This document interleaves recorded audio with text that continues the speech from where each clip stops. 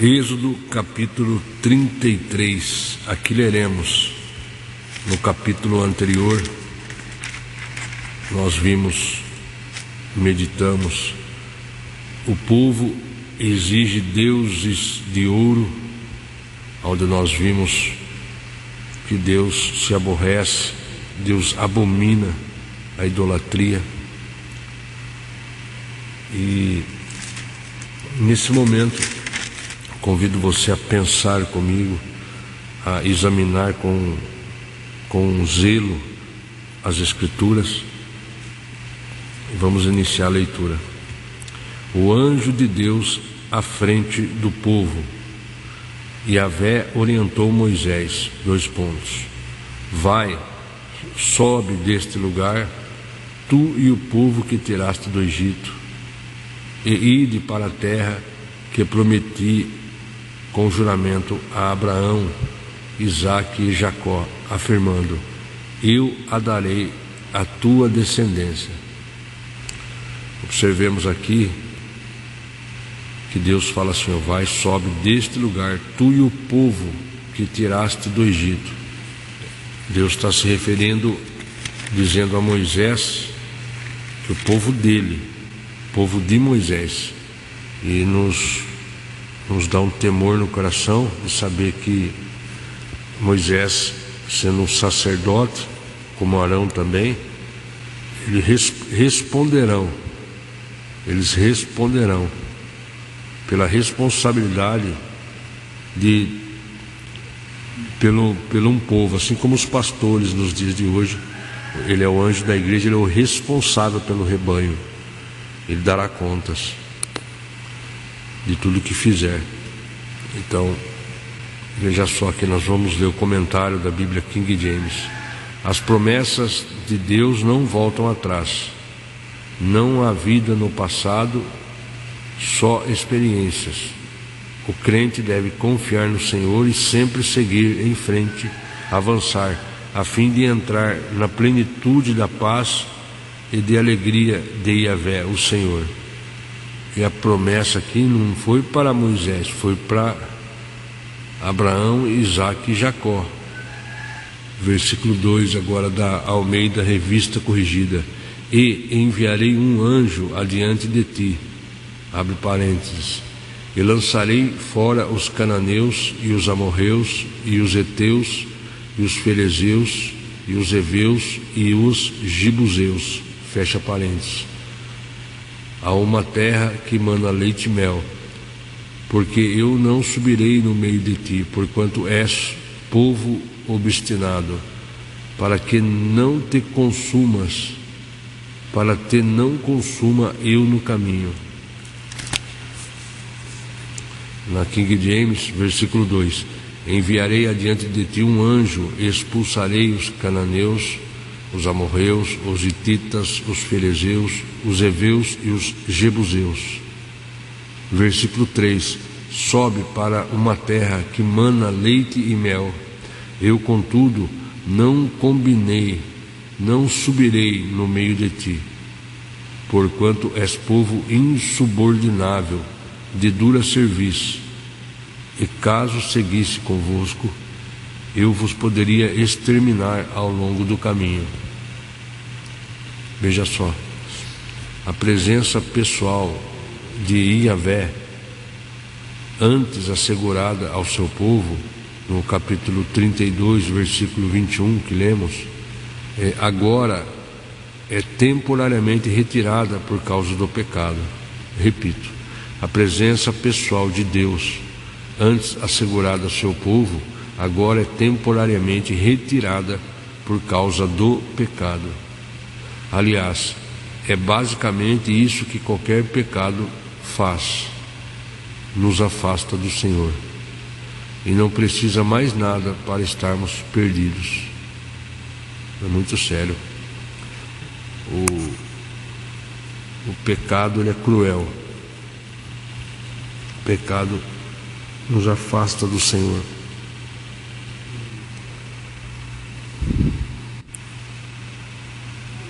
Nos deixa perdido. E aqui está dizendo: Basicamente isso que qualquer pecado faz. Nos afasta do Senhor e não precisa mais nada para estarmos perdidos. Israel, como nós, era um povo teimoso e obstinado para fazer o mal. Contudo, vemos no anjo claramente a presença de Jesus Cristo, que nos reconciliou com Deus, aplacando sua ira contra um povo dominado pelo maligno. Efésios 2, 14, 22. Porquanto para qualquer ser humano pecador, enfrentar a Deus seria o seu próprio extermínio imediato e eterno. Por isso, Yahvé a si mesmo manifestou-se por meio do seu Filho, o Cristo Jesus, Messias, a expressão exata do seu ser. Por isso Deus, Pai, a si mesmo manifestou-se por meio de Jesus Cristo, a expressão exata do seu ser, que se nos ofereceu como irmão mais velho e mestre para sempre. Hebreus 1:3 e Hebreus 2:10, 13. Glória a Deus. Por gentileza, vamos ler Efésios 2, a partir do versículo 13. Todavia agora em Cristo Jesus, vós que antes estáveis distantes, fostes aproximados mediante o sangue de Cristo, porquanto Ele é a nossa paz. De ambos os povos fez um só. De ambos os povos fez um só, e derrubando o muro de separação em seu próprio corpo, desfez toda inimizade, ou seja, anulou a lei dos mandamentos expressa em ordenanças, para em si mesmo criar dos dois um novo ser humano, realizando assim a paz, e reconciliar com Deus os dois em um só corpo, pelo ato na cruz, por intermédio do qual Ele destruiu toda a irreconciliabilidade. E vindo Ele, proclamou a paz para vós que estáveis longe, e da mesma forma para os que estavam perto. Pois por meio dele, tanto nós como vós temos pleno acesso ao Pai por um só Espírito. Portanto, não sois mais estrangeiros, nem imigrantes, pelo contrário, sois concidadãos dos santos e membros da família de Deus. Versículo 20. Edificados sobre o fundamento dos apóstolos e dos profetas, sendo o próprio Cristo Jesus a principal pedra angular desse alicerce.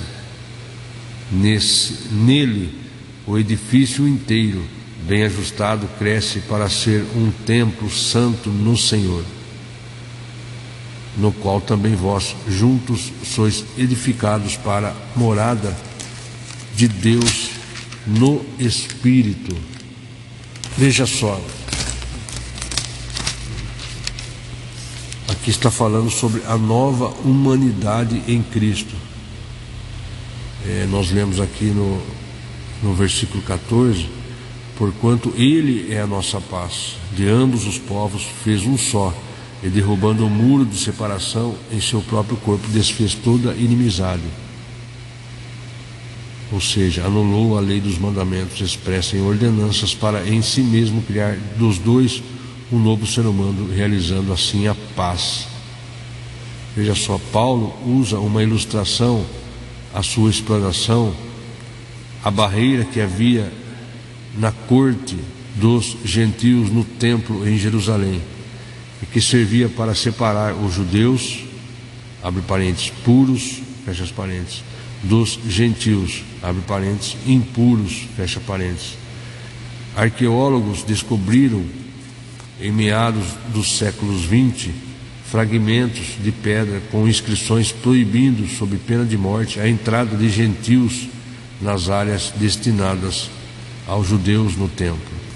Veja só, o padrão moral exigido na lei do Antigo Testamento não se altera pela vinda e obra de Cristo. O que é cancelado é o efeito das ordenanças específicas e que serviam para separar os judeus dos gentios que não guardassem as leis judaicas. E por isso, os gentios não convertidos ao judaísmo eram considerados ritualmente impuros. O novo ser humano criado em Cristo é a igreja, que é o corpo de Cristo. A, entre aspas, nova criação, de Gálatas 6,15. Esta unidade de fé só é possível mediante o ministério do Espírito Santo. Paulo continua a usar uma linguagem metafórica para comunicar o conceito teológico de uma estrutura sólida e integrada. Os primeiros apóstolos e profetas realizaram uma obra fundamental ao proclamar e ensinar com toda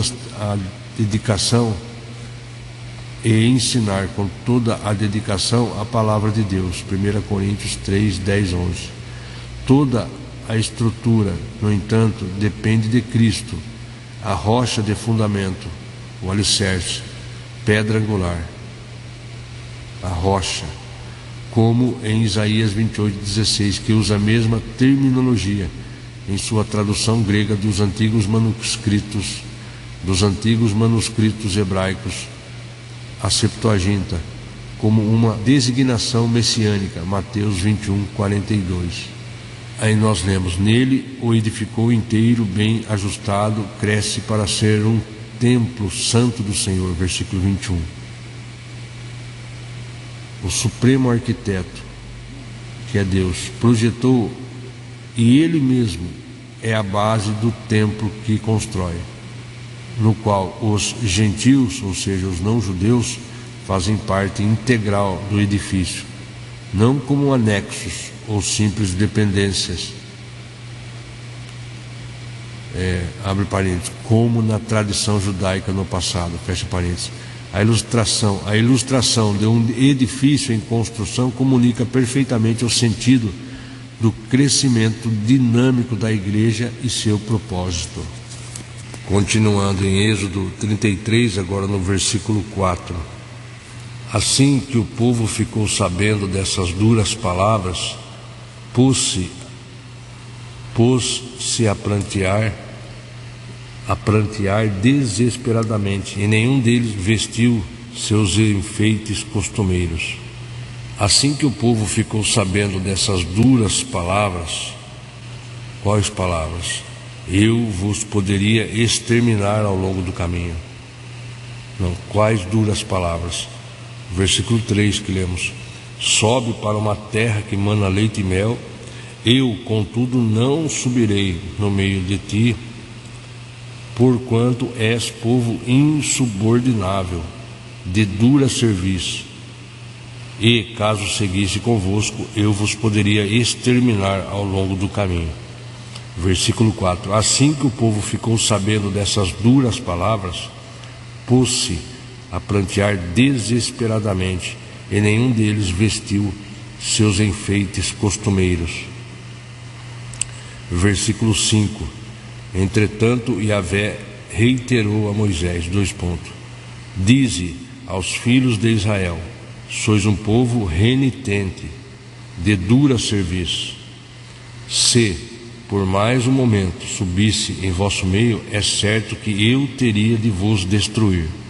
Agora, pois, retirarei os vossos enfeites, e eu decidirei o que havei de fazer convosco. Por esse motivo, desde sua saída do Monte Horebe, os filhos de Israel deixaram de usar suas tradicionais joias e enfeites. A tenda do encontro com Deus, versículo 7.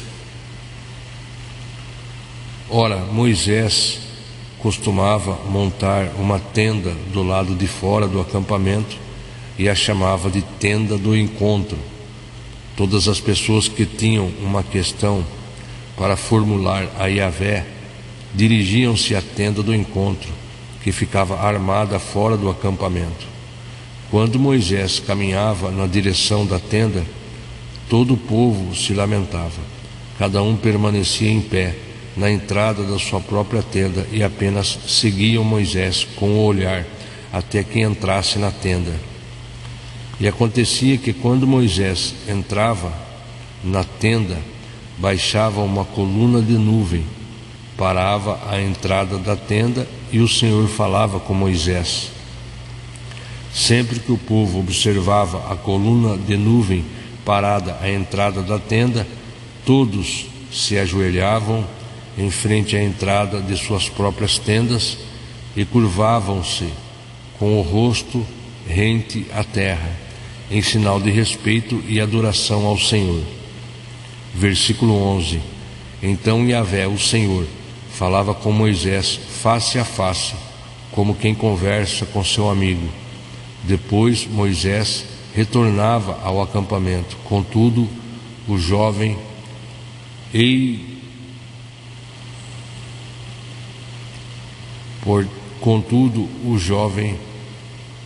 Ioshua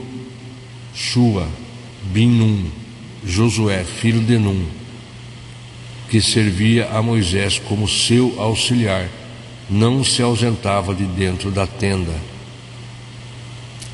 Moisés roga a companhia de Deus. Versículo 12. Moisés argumentou diante de Yahvé, Tu me disseste,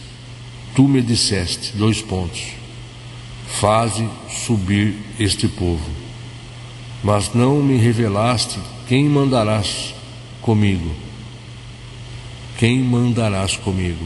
Contudo disseste, conheço-te pelo nome, e encontraste graça aos meus olhos. Vamos ler João 10:14, onde diz: Eu sou o bom pastor. Versículo 14. Eu sou o bom pastor. Conheço as minhas ovelhas e sou conhecido por elas. 2 a Timóteo 2:19. Aqui leremos: Contudo, o firme fundamento de Deus permanece inabalável e autenticado com esse selo, abre aspas, o Senhor conhece os seus, fecha aspas, e, abre aspas, aparta-se da injustiça todo aquele que professa o nome do Senhor, fecha aspas. Voltando, versículo 13 de Êxodo 33. Agora, portanto, se me vês com agrado, mostra-me o teu caminho, a fim de que eu te conheça ainda mais e continue sendo agraciado com tua misericórdia. Lembra-te de que esta nação é o teu povo. Ao que Yahvé lhe respondeu: Eu pessoalmente irei e te darei descanso. Versículo 15, replicou Moisés,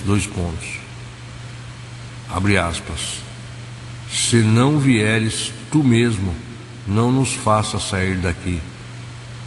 Como se saberá que eu e o teu povo poderemos contar com teu benefício? E se não nos acompanhares, quem mais poderia distinguir-me e a teu povo de todos os demais povos sobre a face da terra? Então Yahvé declarou a Moisés,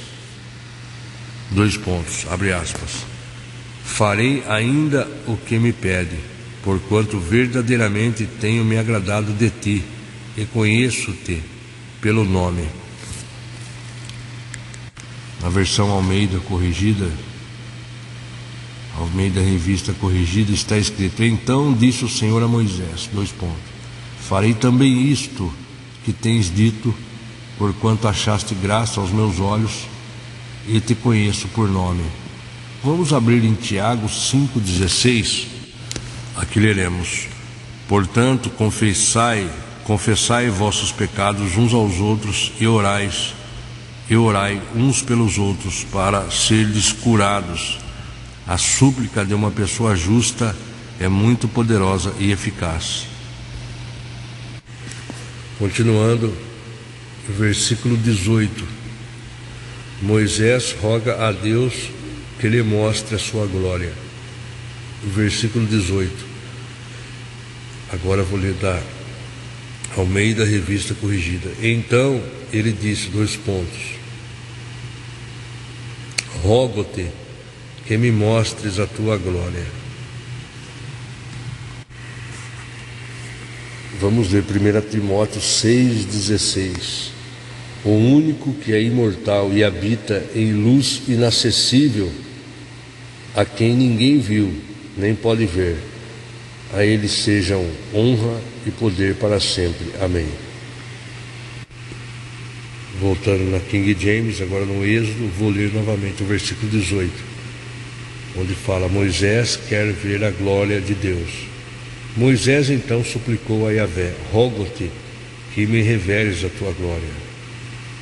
Versículo 19: E o Senhor orientou-o: farei passar diante de ti toda a minha benevolência, e diante de ti proclamarei o meu nome, Yahvé, o Senhor.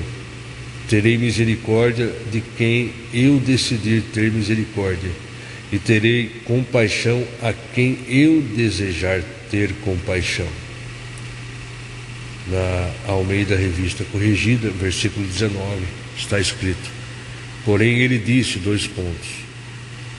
eu farei passar toda a minha bondade por diante de ti, e apregoarei o nome do Senhor diante de ti, e terei misericórdia de quem eu tiver misericórdia, e me compadecerei de quem me compadecer.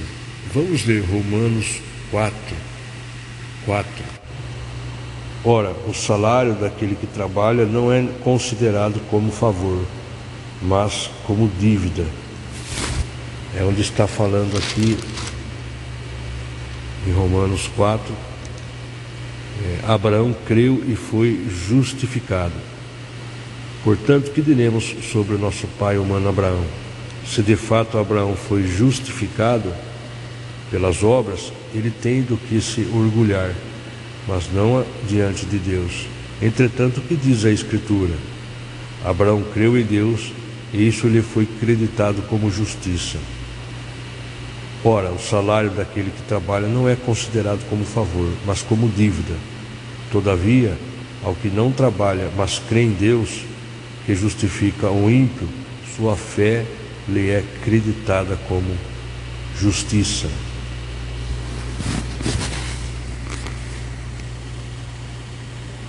E no versículo 8: bem-aventurado a quem o Senhor jamais cobrará o preço do pecado.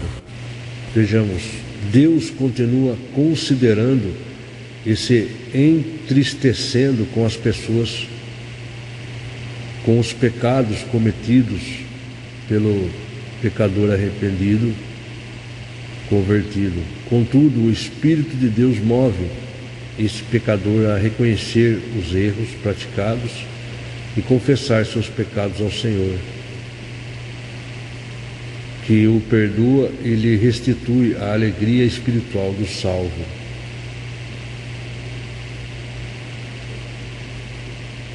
Abraão foi declarado justo cerca de 14 anos antes de ser circuncidado. Dessa forma, Abraão é também o pai antepassado de todos os crentes gentios, abre parênteses, aquele que não passaram pela circuncisão, fecha parênteses. Porquanto Abraão creu e foi plenamente justificado antes mesmo que o ritual da circuncisão, o sinal dos judeus, fosse instituído. Abraão é o pai de todos os crentes fiéis. Abraão é o pai de todos os crentes fiéis, judeus ou gentios. O domínio completo do mundo pertence à descendência espiritual de Abraão, 1 Coríntios 3:21. Porém, a plena realização dessas promessas aguarda a consumação do reino messiânico com o glorioso retorno de Jesus Cristo. Glória a Deus. Vamos ler agora Romanos 9:15, por gentileza. Porquanto ele declara a Moisés, abre aspas, terei misericórdia de quem eu quiser ter misericórdia, e terei compaixão de quem eu desejar ter compaixão. Assim, claro, está que isso não depende da vontade, tampouco do esforço do ser humano, mas da maneira como Deus focaliza sua misericórdia. A sua misericórdia. Você veja só, ao citar as contundentes declarações de Moisés, Êxodo 33:19, que estamos lendo, Paulo demonstra que a compaixão e a misericórdia de Deus não estão sujeitas a qualquer força do universo, muito menos ao controle humano, apenas a sua absoluta e livre graça. Sua, aqui está com letra maiúscula. Apenas a sua e livre graça, justiça e vontade. Então Paulo demonstra aqui, onde lemos, que a compaixão e a misericórdia de Deus não está sujeita a outra coisa, mas só apenas a sua absoluta e livre graça de Deus, justiça e vontade do Senhor. Deus tratou a Isaac e Ismael bem como Jacó e Esaú. Deus tratou essas pessoas por meio de sua soberania e onisciência, usando do direito que ele tem de oferecer sua misericórdia a quem desejar.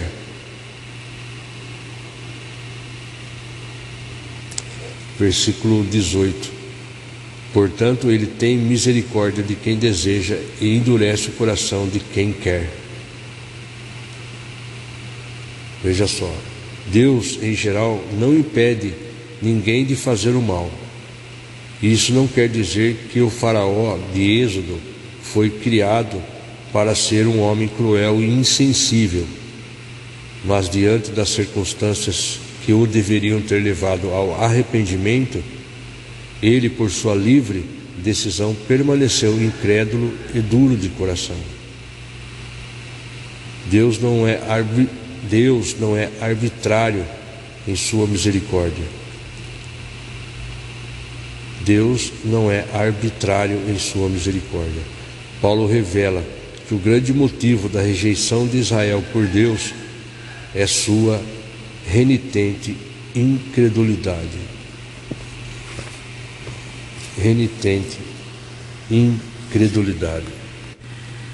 Renitente é algo continuado, que nem o pecado renitente, o pecado continuado, repetidamente.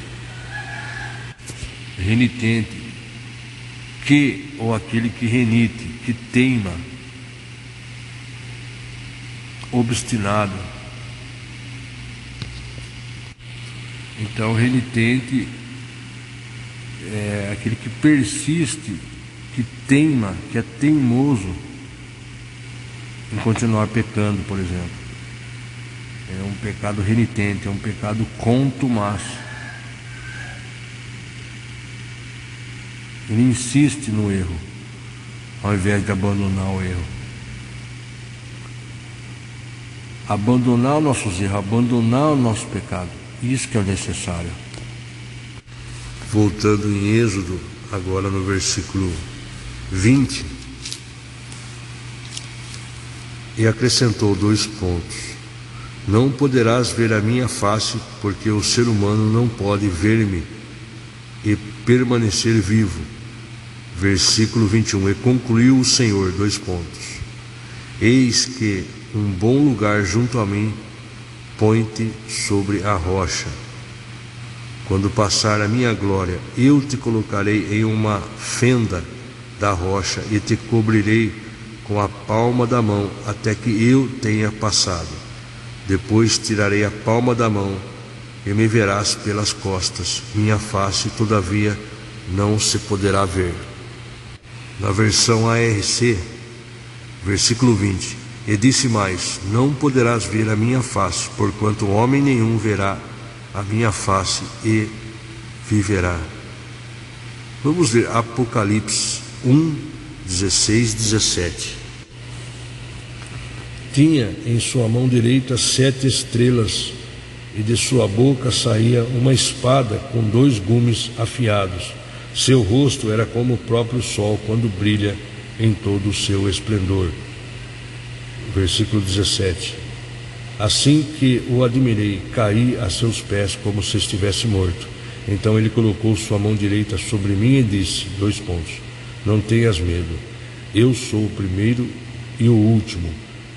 Versículo 18. Eu sou o que vive, estive morto, mas eis que estou vivo por toda a eternidade, e possuo as chaves da morte e do inferno.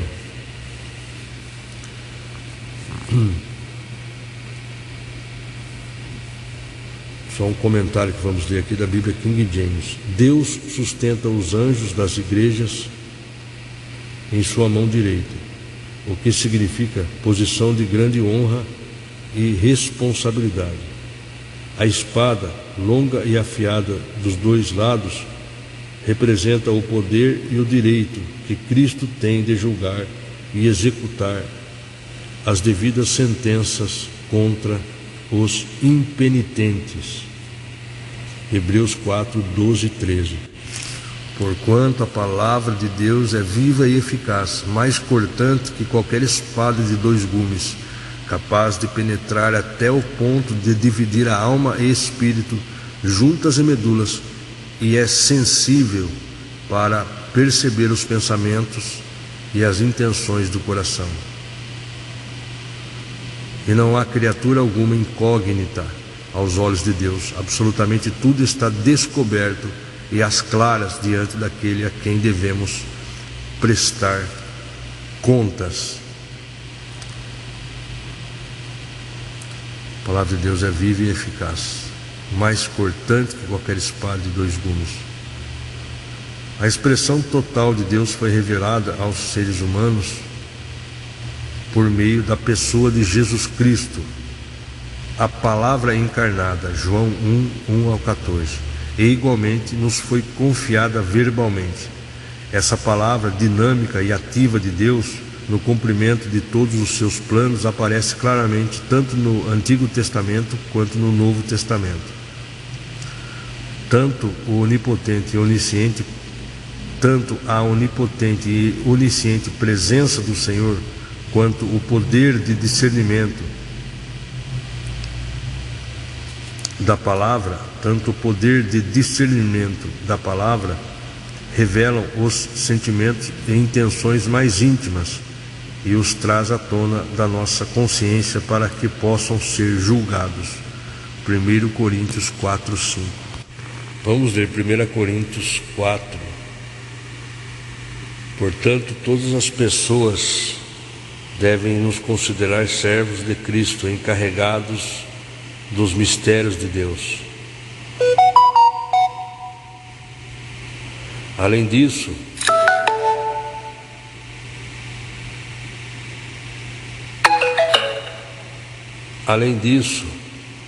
o que se requer de todos aqueles que têm essa responsabilidade é que vivam fielmente. Quanto a mim, pouco me importa ser julgado por vós ou por qualquer tribunal humano. Em verdade, nem eu tampouco julgo a mim mesmo, porquanto ainda que esteja consciente de que nada há contra mim, nem por isso me justifico, pois quem julga é o Senhor. Assim, nada julgueis antes da hora devida, aguardai até que venha o Senhor, o qual não somente trará à luz o que está oculto nas trevas, mas igualmente manifestará as intenções dos corações. Intenções. dos corações. Então, nesse momento, cada pessoa receberá de Deus a sua recompensa. A hora devida tem a ver com o dia em que Deus julgará os crentes, manifestará as mais profundas intenções do coração e concederá galardões aos fiéis.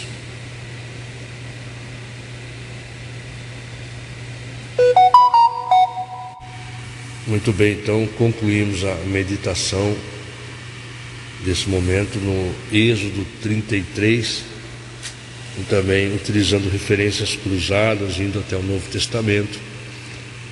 E se Deus permitir, amanhã, subsequentemente, estaremos lendo o Êxodo 34.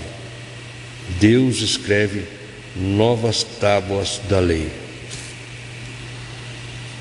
Também Deus renova sua aliança. Também 3 grandes festas para Deus.